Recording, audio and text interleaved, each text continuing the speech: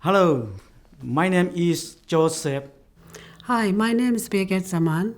My name is Malwal Garang. My name is Edmond Thoma. I'm Dawit Arshak. My name is Kababa. My name is Maha. Hi, my name is Abanyor. I'm originally from Iraq. Burma, Myanmar.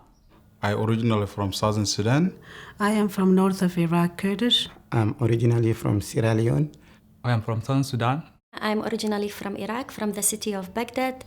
I'm from Ethiopia. I lived in New Zealand for the last 15 years. I've been living in New Zealand for the last 17 years. For 19 years. For 7 years. For 16 years. 7 years. 10 years ago. 6 years and 5 months. Welcome. Moving to another country is a big step. We want to help you and your family settle well in New Zealand. This video has practical information to help you know what to expect when you first arrive.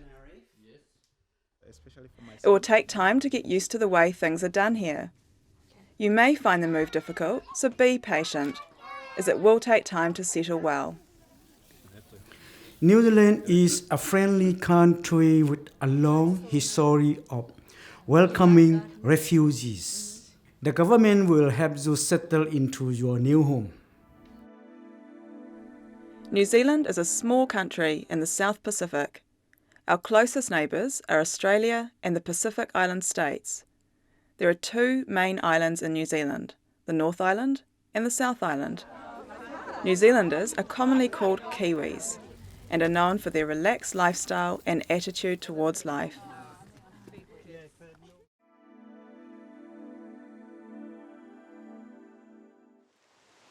New Zealand's first people, the Maori, have lived here for over 1,000 years. European settlement began around 1840.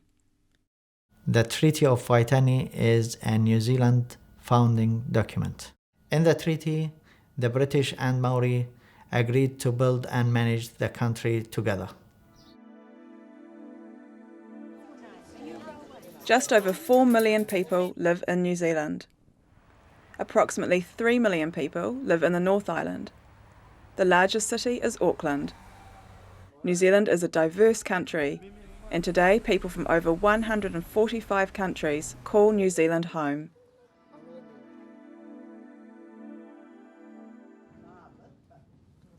There are 3 official languages in New Zealand: English, Maori, and Sign Language.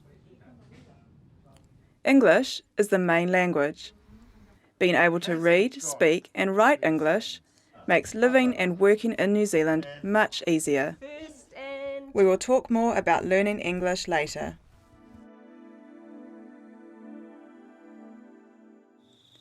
New Zealand is an island nation surrounded by sea, so the climate doesn't get very hot or very cold. The climate varies from subtropical in the far north to a cooler climate in the far south. As New Zealand is in the southern hemisphere, the seasons are completely opposite to countries north of the equator.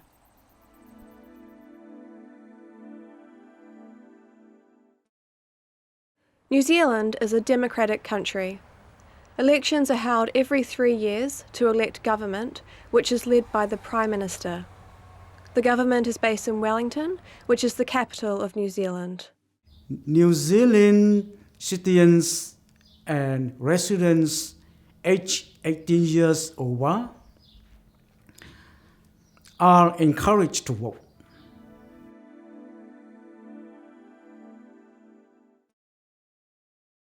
New Zealand is an open and friendly society. However, there are certain laws that are strictly enforced for all New Zealanders' safety and their health. It's important to newcomers to learn and respect the law of New Zealand.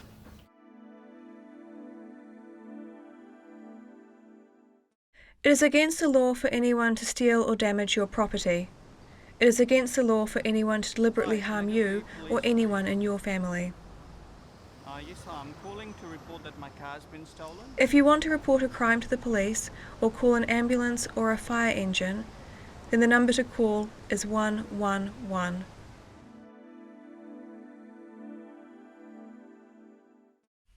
New Zealand has a long history of promoting women's equality. It was the first country to give women the vote and has had female prime ministers.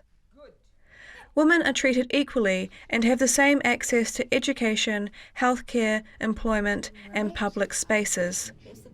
Women hold important positions in all parts of society, including the government, judiciary, and business.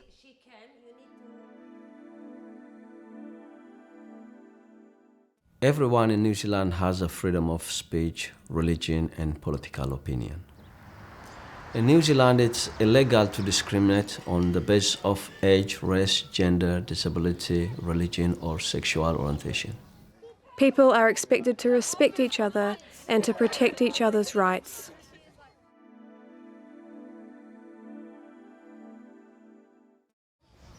Children need to be supervised at all times until they are 14 years old. It is against the law to smack or hit your child. Parents need to discipline their children without using violence.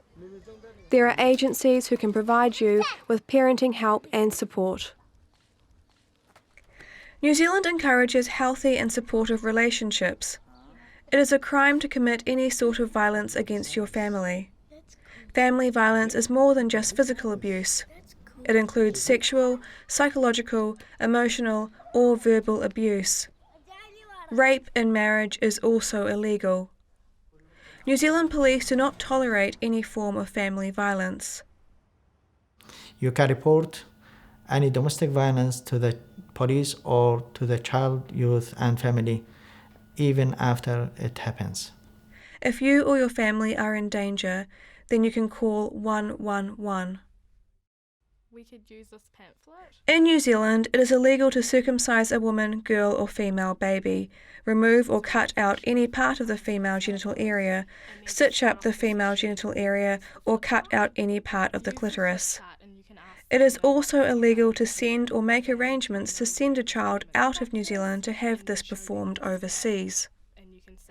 You can contact the FGM Education Program for more information at www.fgm.co.nz or speak to a health professional or the police if you need help after your arrival in New Zealand. The legal age for marriage in New Zealand is 16. If you are between 16 and 19, you will still need your parents' consent. The law allows same-sex marriages. For all marriages, both partners to the marriage must agree. Forced marriages, child marriages, and marriage to more than one person are illegal in New Zealand. The New Zealand Police are trusted and respected members of the community. It is their job to enforce the law and investigate crimes. You can approach the police at any time to ask for help. I can say New Zealand is one of the safest countries in the world. One of the greatest things in New Zealand, there's no corruption here. You can't bribe a police officer, a government official, or a judge. 111 is the emergency telephone number across New Zealand for police, fire, and ambulance. You will be asked to provide your exact location. For example, give the address of the house you are at, or go to the street corner, look at the road sign for the street name, or ask someone by saying address.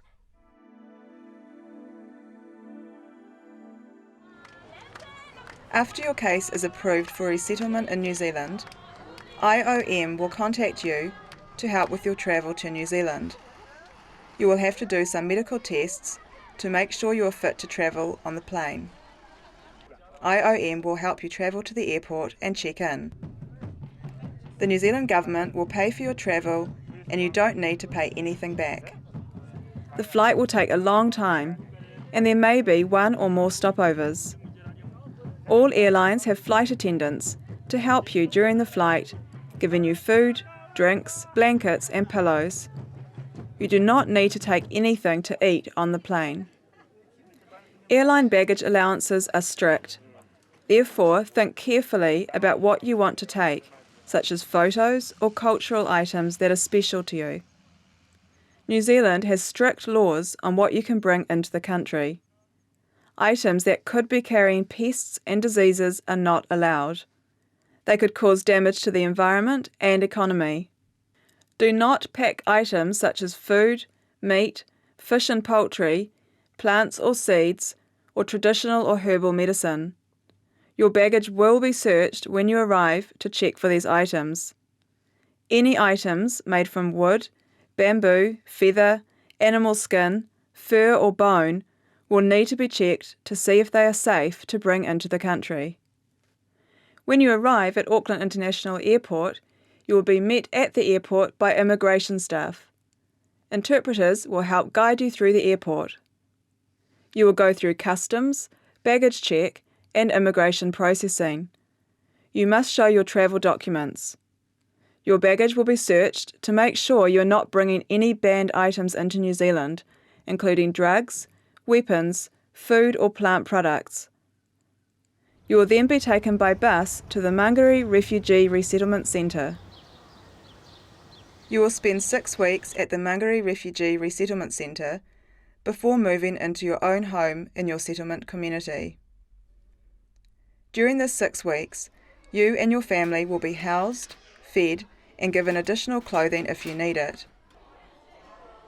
The 6-week reception program includes a health check and emergency dental care, counselling services, making a resettlement plan for you and your family, preparing for employment, English language classes, opening a bank account, and school for older children and early childhood education for those under 5. Interpreters will help you understand this important information. Any health problems you have will not affect your right to stay in New Zealand. There will be people from many different nationalities at the centre. You should respect each other's cultural and religious beliefs. While you are at the Mangere Refugee Resettlement Centre, you will receive help regarding your settlement in the community and where you will be living. You will receive help to connect with essential services so you can settle into your community. Finding employment will be one of your first goals when you arrive. It is important to learn English, but just as important to accept the first reasonable job offer after your arrival. Being in a workplace provides a great opportunity to practice speaking English. The sooner you begin working, the sooner you will be able to pay for your own living expenses. Many families find that both the husband and wife must work in order for the family to become self-sufficient. Even women who are the sole carers of children will be expected to find a job when their children go to school. The government provides additional financial assistance to parents on low incomes who are working and raising a family, and also helps with childcare costs. New Zealand men and women usually work until they are 65. Different types of work are available in different parts of New Zealand. In some regions, where refugees resettle, there are jobs in agriculture, horticulture and fisheries. In cities, there are jobs in factories, service industries such as hospitality and cleaning, hospitals, construction, and government. You will hear more about the type of work available in the place where you will be settling once you arrive in New Zealand. Because of the current economy, it may take longer than usual to find a job. Also, full-time or permanent jobs may be harder to get. It's important to have positive attitude, remain open for all work opportunities. You will receive help to get ready for work. This help will start during the reception program in New Zealand, when you will learn more about the work available and prepare information for employers about the work you have done in the past, the skills you have, and your schooling. You will also receive assistance to apply for your overseas qualifications to be assessed to see if they can be recognised in New Zealand, or if retraining in New Zealand will be necessary.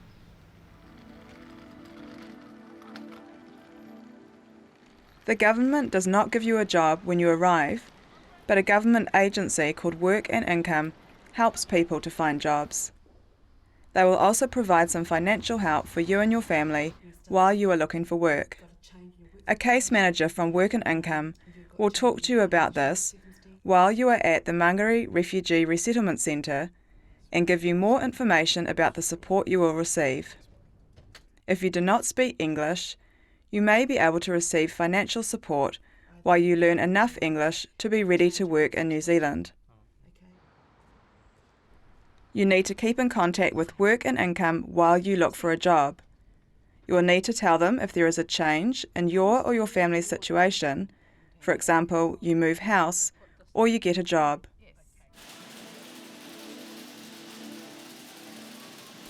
Your first job in New Zealand will probably not be in the same profession or field as your job back home or in the refugee camp. It may be an entry-level, non-professional job. It may even be temporary or part-time. You may eventually find a job in your field after you establish a work history in New Zealand, can speak English well, and obtain any New Zealand training or certification. Until then, entry-level employment is the best way to learn about the New Zealand workplace and build experience that will be appreciated by employers in future jobs. The work environment is much more regulated in New Zealand than what you will be used to. If you have been thinking about setting up your own business after you arrive, there are many requirements you will need to learn about first. For instance, to establish a business selling food, you must have a certificate of registration and be able to show that you comply with the food hygiene regulations. Some government grants and small business loans are available to all New Zealanders to set up small businesses. However, to get funding, you will need to at least provide an estimate of the income and expenditure you expect from your business for the first 12 months. You will also need to show that you understand your tax and legal obligations. For instance, business owners must collect Goods and Services Tax, or GST, of 15% on goods they sell and pay this back to the government at regular intervals. You will be able to find out more about the requirements once you get to New Zealand.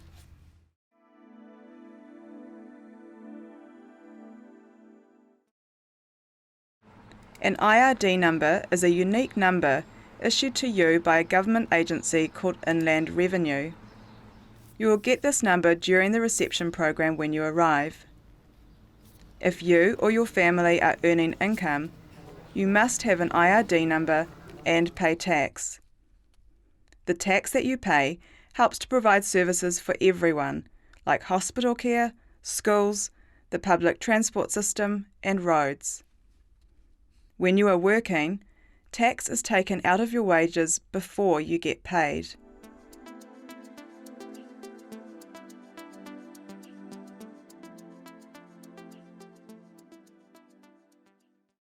In New Zealand, you have to manage your own money, which can be hard, and you have to pay your own rent bill, food, grocery, clothing, bus fare, power bill, and telephone bill. There are a number of agencies which provide free budgeting advice. You will find out more about these after you arrive in New Zealand. Try to live on the money you get rather than using loan options, as this can get you into debt.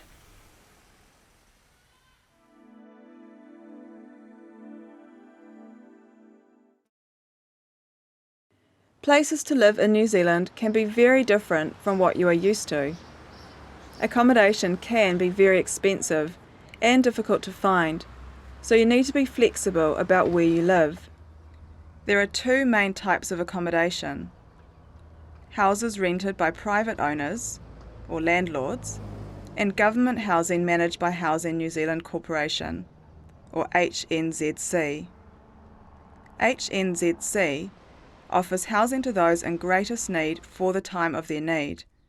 This is the fairest way. In some places, city councils also provide housing. While you are at the Mangere Refugee Resettlement Centre, housing will be arranged for you in a city where there is an established community from your ethnic group. Depending on your circumstances and the housing options available, it may be a private rental or a Housing New Zealand or City Council house. If you have immediate family already settled in New Zealand, a house will be arranged for you in the same city as your relatives. It may not be possible to arrange housing in the same city as extended family or friends in New Zealand. This will depend on housing availability. While you are at the Mangere Refugee Resettlement Centre, you will be given information about your rights and responsibilities as a tenant. To rent a house, you will have to sign a document called a lease. This is an agreement between you and the person you are renting from. Do not sign the lease until you understand it. The landlord can inspect the property while you are living there. This happens to everyone. They are checking the house is clean and has no damage. Pay your rental on time for good rental history. If you have caused a problem in your previous property, it will be more difficult to find another property to rent. Houses in New Zealand have smoke alarms, which go off when there is smoke in the house. It could save your life if there is a fire. Every home in New Zealand must have smoke alarms fitted. Ask your landlord to get alarms if there are none in your house. Check the smoke alarm batteries to make sure they work and change them if they don't work. I'll show you the rest of the house now.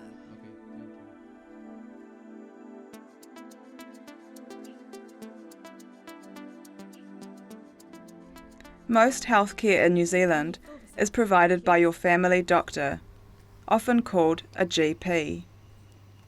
Your doctor will ask for your medical history and some personal details. Your family can choose to have the same or a different doctor. A health worker may also visit your home to give you advice and assistance. If you need an interpreter, then ask when booking your doctor's appointment. It may be free in Auckland, although it might not be free in the rest of the country. It is free to register with a doctor. This will lower costs as the government helps to pay part of your fee. A fee will be charged each time you go to see the doctor after you register. A community services card from Work and Income reduces the cost of doctor visits. Your medical record is kept with your doctor. If you need your file, then you must request it in writing from your doctor. Maternity services for expectant mothers are free. When you are pregnant, you can choose a lead maternity carer to provide and coordinate the majority of your maternity care. This health worker is usually a midwife and provides care and support through pregnancy, labour, and the first week of your child's life.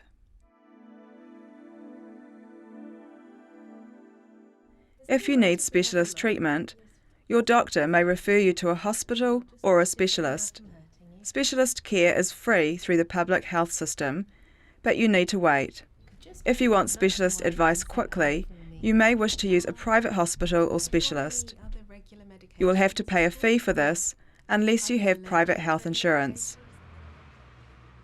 If you have a medical emergency, such as a heart attack or a broken leg, then you will need to visit a hospital emergency room. You or your family member may be referred to an emergency department by your doctor, ambulance, or you can go there directly. It is free to visit a hospital emergency room. If you are unsure how serious your illness or injury is, you can call your GP, local emergency department, or Healthline.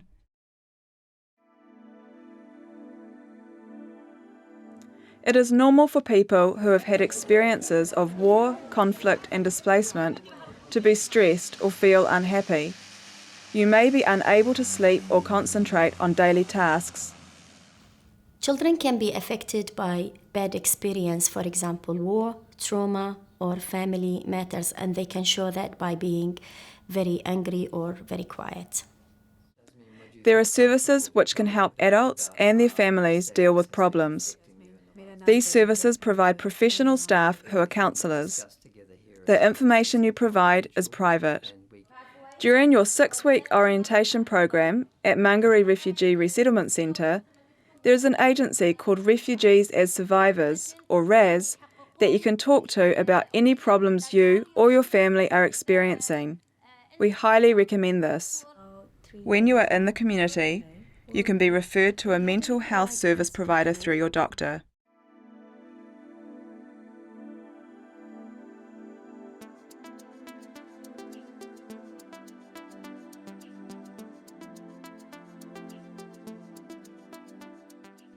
English is important for life in New Zealand. Learning English can help you find a job and with daily life.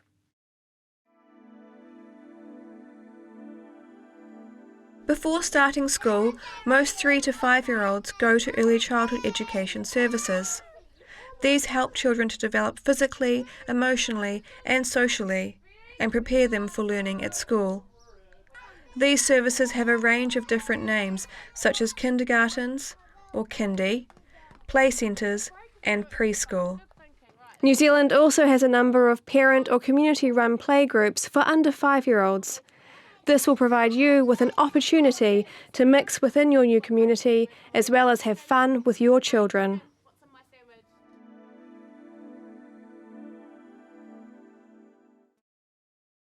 Schooling is compulsory in New Zealand for all children from their 6th to 16th birthday, although most children start on their 5th birthday.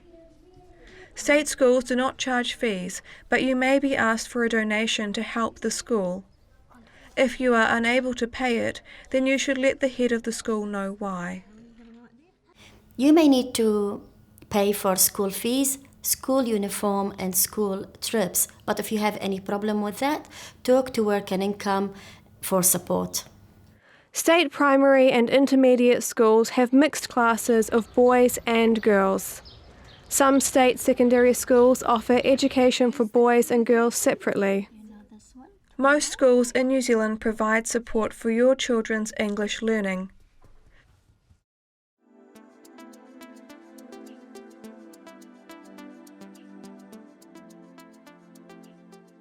It takes time for your children to adopt a school and make new friends. So, talk to your children and their teachers about the school.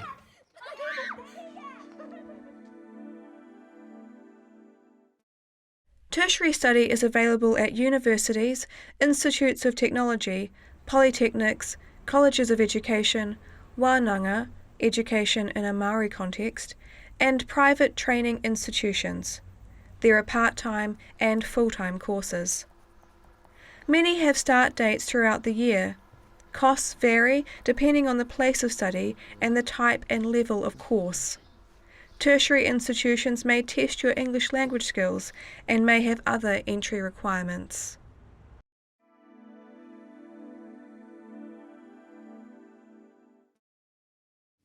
The student loan can help to finance your study. It's made up of 3 parts: compulsory fees, course-related costs, and living costs. You have to pay a student loan back. A student allowance is a weekly payment to help you with your living expenses while you study full-time. You don't have to pay this back. Refugees or family members of those with refugee status and who have permanent residence can apply for a student loan or allowance.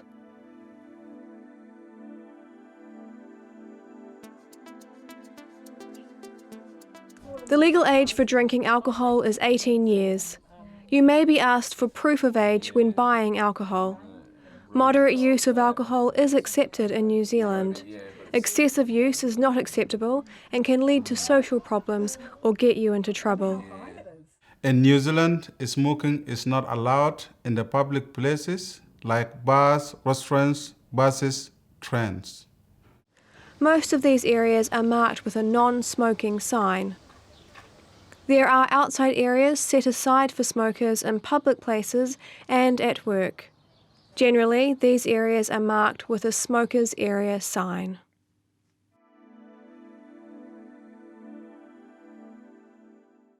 You need a valid driver license to drive in New Zealand. If you have a current overseas driver license, you can drive for 1 year in New Zealand.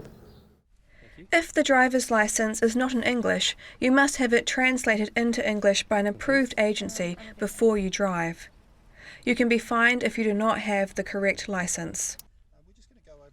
If you wish to learn to drive in New Zealand, you must have a New Zealand driver's license before you can do so. It is illegal to drive without a current and valid license. There are severe penalties for doing so. You have to be at least 16 years old to apply for a car driver license, and you must hold a learner license before you start learning to drive.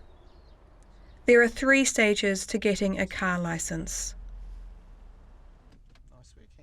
For information on how to obtain a New Zealand driver's license, contact the New Zealand Transport Agency. You may find the driving conditions very different from at home. Always drive on the left-hand side of the road. On most highway roads, the speed limit is 100 kilometers per hour unless a sign says otherwise. In towns, the speed limit is usually 50 kilometers per hour. You can be fined or have your driver license taken off you for exceeding the speed limit. You must wear a helmet when you are riding a motorcycle or bicycle. You will be fined by the police if you do not wear a helmet.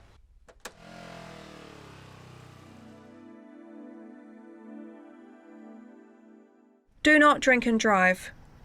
If you are going to drink alcohol, then find another way to get home rather than driving. Drink driving can result in injuries to yourself and others from traffic crashes. Driving while over the legal limit is a criminal offence, and you will be charged by police and will have to go to court. All drivers and passengers in New Zealand must wear seatbelts both in the front and back of the car. You can be fined if you or your children are not wearing safety belts. Children under the age of 5 must be in an approved safety seat according to their age, size and weight.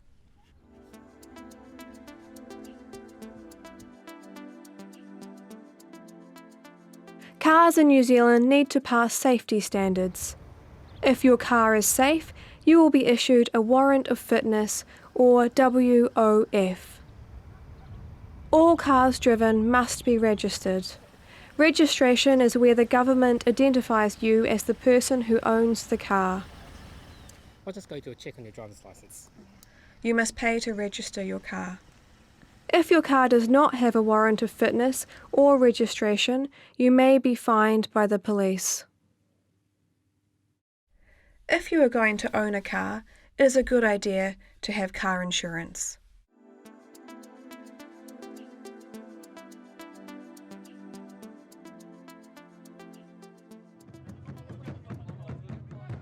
It is not always possible to bring all of your family members to New Zealand. Only certain family members will be able to come. Family reunification under the refugee quota program is limited to the spouse and dependent children of refugees already resettled in New Zealand. This family must have been declared in the resettlement interview with Immigration New Zealand.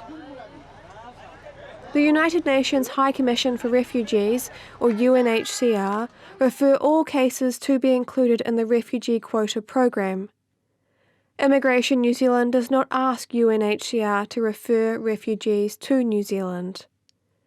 If any of your family are refugees and you would like to support their referral to Immigration New Zealand, you can contact the nearest UNHCR office. If your family are not eligible to be included in the refugee quota program, you may be able to sponsor them for residence in New Zealand under another immigration policy. There is no guarantee that you will be able to be reunited with your relatives after you arrive in New Zealand. If your spouse or partner does not qualify to come to New Zealand under the refugee quota, you may be able to sponsor them for residence under the partnership policy. You would have to prove that your relationship is ongoing, genuine, and stable. If you are a New Zealand resident or citizen, then your parents may be able to apply for permanent residence. The first step is for Immigration New Zealand to look at the income of the New Zealand sponsoring child and or partner and the parent's own settlement funds.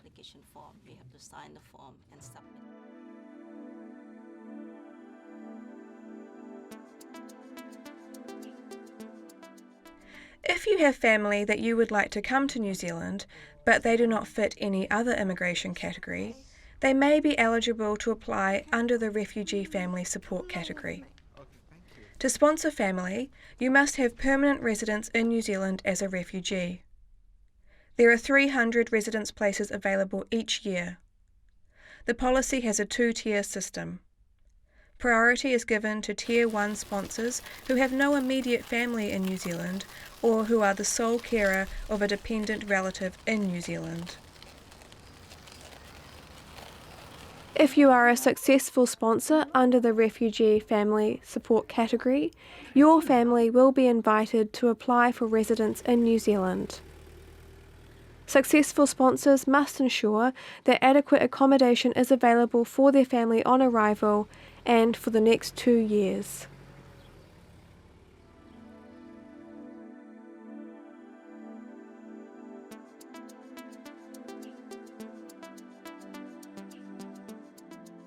If you can't get a passport from your home country, Immigration New Zealand will issue a certificate of identity for your travel. You can use this as ID for 2 years after you arrive in New Zealand. We recommend you get another form of ID, such as a New Zealand driver's licence, within this 2-year period.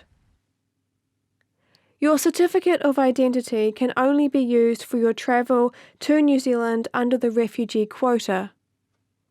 If you want to travel outside of New Zealand before you have applied for New Zealand citizenship, you will need to apply for a refugee travel document from the Department of Internal Affairs. After you've been in New Zealand 5 years, you can apply for the citizenship and then passport.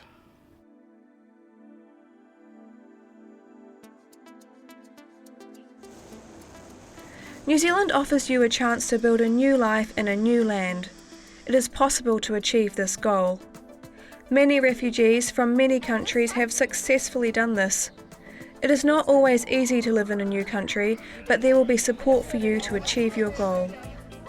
More information about resettlement in New Zealand is available on the Immigration New Zealand website.